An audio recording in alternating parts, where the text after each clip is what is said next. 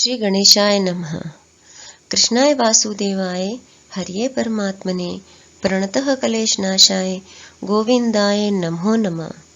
सभी प्रभु भक्तों को जीवन प्रकाश चैनल की तरफ से राधे राधे।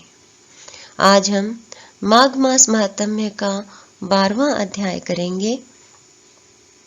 11वें अध्याय में देवदूत ने शालिग्राम की पूजा का महत्व बतलाया। तो चलिए शुरू करते हैं 12वां अध्याय। यमदूत कहने लगा कि जो कोई प्रसंगवश भी एकादशी के व्रत को करता है वह दुखों को प्राप्त नहीं होता।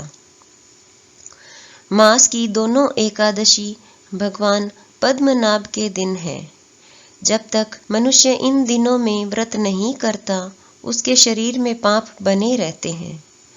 हजारों अश्वमेघ, सैकड़ों वाजपेयी यज्ञ एकादशी व्रत की 16वीं कला के बराबर भी नहीं है।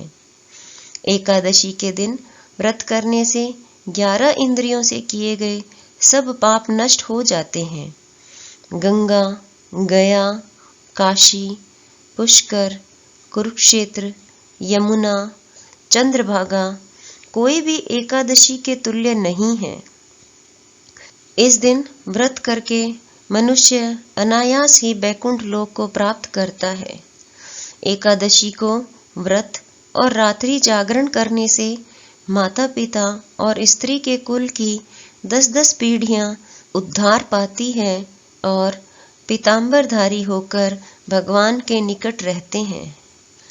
बाल, युवा और वृद्ध सब तथा पापी भी व्रत करने से नरक में नहीं जाते। यमदूत कहता है कि हे वैश्य, मैं सूक्ष्म में तुमसे नरक से बचने का धर्म कहता हूँ।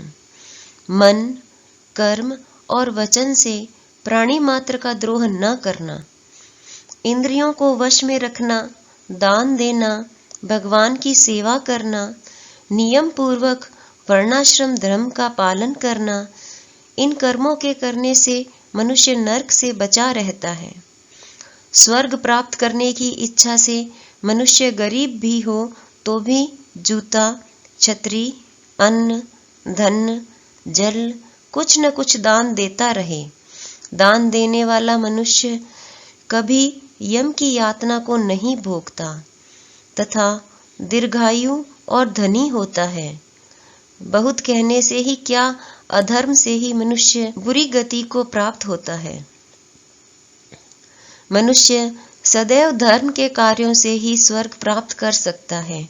इसलिए बाल्यावस्था से ही धर्म के कार्यों का अभ्यास करना चाहिए। जय श्री कृष्णा।